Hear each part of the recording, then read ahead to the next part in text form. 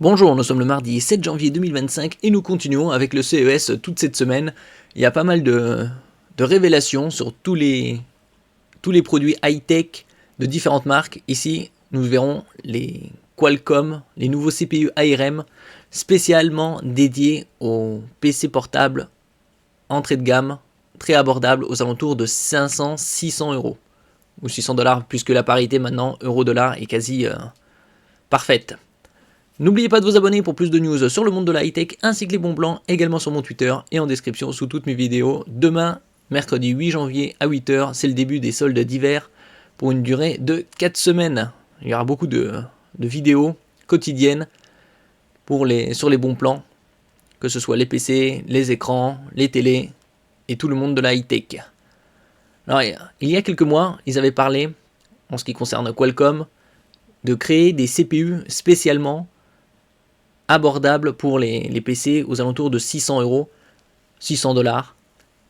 Au début du mois de juin 2024, il y avait la commercialisation, c'était courant juin, des laptops Copilot+, puisque pour qu'un PC Copilot soit libellé justement Copilot+, il faut 16 Go de RAM, 256 Go de mémoire et une partie NPU pour Neural Processing Unit qui se charge de l'intelligence artificielle de 40 TOPS. TOPS pour Trillion Operation per Second.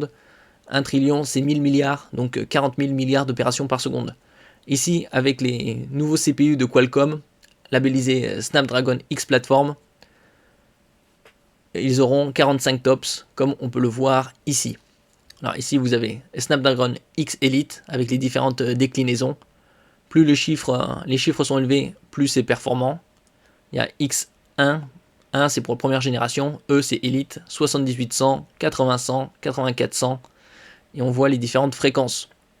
Puis il y a les Snapdragon X+, 4200, 4600, 6400, 6600. P c'est pour plus, et 1, première génération. Et enfin, les Snapdragon X, X1, 2600. On voit que la différence est très légère par rapport aux entrées de gamme X+.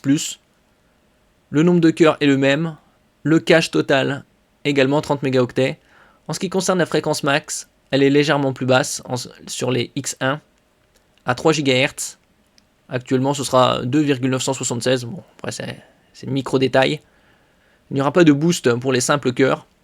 Au niveau de la partie GPU, en T-flop, c'est pour trillion flop, c'est des trillions d'opérations par seconde. 1,7, c'est identique au X1P 4200. La partie NPU, identique sur tous, 45. Et la prise en charge de la mémoire, c'est du LPDDR5X à 8448 millions de transferts par seconde.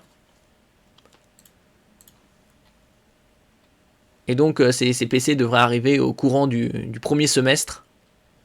Si on a quelques autres informations, 8 cœurs, la gravure en 4 nanomètres et une bande passante de 135 gigaoctets par seconde. Donc les bons points, c'est qu'au niveau de la partie intelligence artificielle, ça reste aussi performant que sur les autres. Et il y a également la prise en charge de 3 moniteurs externes UHD, Ultra High Definition en 60 Hz, c'est-à-dire 3 moniteurs 4K à 60 Hz. Également la prise en charge de la 5G. Après, ça dépend des PC, s'il y aura le module pour pouvoir insérer une SIM, une nano SIM 5G, ou ce sera du eSIM, c'est-à-dire Electronic SIM, une SIM électronique. Tous les PC ne seront pas pourvus de cette option. Le Wi-Fi 7, la toute dernière norme de communication. Ça aussi, c'est des très bons points. Et on voit également les performances par rapport à un CPU Intel Core 5, c'est-à-dire milieu de gamme, surtout au niveau de l'économie de batterie. Par exemple, Netflix Streaming, on voit que c'est 2 fois plus efficace, donc il y a 2 fois plus de visionnage.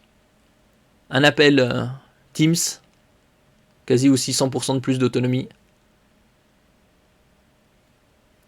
Une lecture locale, local video playback, c'est-à-dire une lecture locale d'un film. Le streaming YouTube. Web browsing, c'est la recherche sur Internet, 59. et l'utilisation de Microsoft 365 Office Apps également 103%, donc des chiffres très élevés. Techniquement, le chip ressemble à une version plus light du X1P4200 raboté en fréquence. On passe de 3,2 à 3 GHz en simple, comme en multicœur. On bascule de 42 mégaoctets à 30 mégaoctets de cache et on hérite d'un système graphique moins musclé puisqu'il passe de 3,8 à 1,7, tandis que le NPU est resté identique, comme on l'avait vu ici. Après, ça dépend le X+, ça c'est le haut du panier, parce qu'il y a des X+, avec 10 cœurs, d'autres avec 8. Le Snapdragon X, lui, il en aura 8, tandis que les Elite en ont 12, et des fréquences différentes. Donc, est-ce qu'on aura des PC aux alentours de 600 € avec ce nouveau CPU?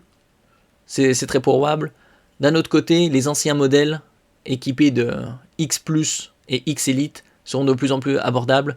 Je vous avais montré durant le Black Friday au mois de novembre, il y a déjà 2 mois, 1 mois et demi, 2 mois, la chute de prix qui était colossale, puisque c'était entre 15 et 25% selon les modèles.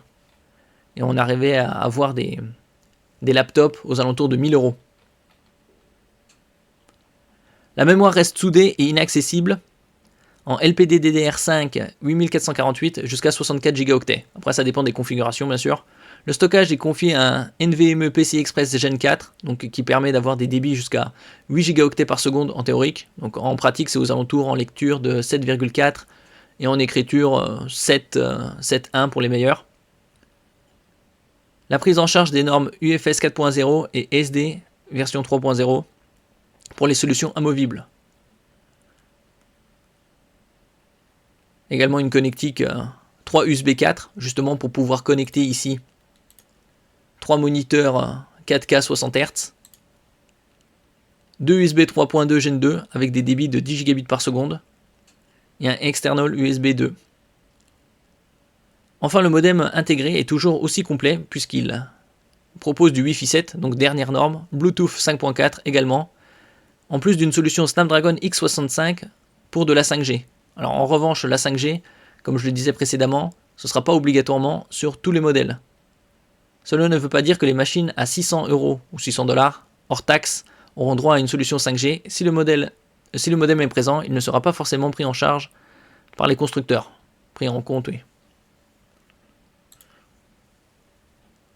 Donc c'est une très bonne nouvelle qui permettra déjà à des marques de proposer des laptops bien plus abordables, puisque comme on avait vu précédemment, les X Plus et X Elite étaient assez onéreux. C'était tous à plus de 1200-1500 €. 5 marques, dont Dell et Lenovo, devraient lancer des ordinateurs portables équipés de Snapdragon X début 2025, donc dans les semaines qui viennent, les mois qui viennent. Les prix oscilleront autour de 600 $. Ces modèles à venir pourraient avoir une autonomie de batterie plus importante que les appareils équipés de Snapdragon X Plus ou X Elite, mais ne seront pas aussi puissants. Ouais, c'est contrepartie, plus d'autonomie. Alors dans l'autonomie, on pourra avoir probablement entre 20-24 heures. Asus a déjà montré un laptop avec Copilot Plus aux alentours de 32 heures, le plus fin et la plus grande autonomie. Qualcomm a également fait savoir que plus de 50 applications bénéficieront d'une prise en charge native sur les plateformes Snapdragon. La bibliothèque comprend désormais 20 des VPN les plus populaires, ainsi que 50 applications de sécurité et de stockage cloud populaires. Donc, avec le temps, ça va être de plus en plus riche. Merci pour votre écoute et à la prochaine.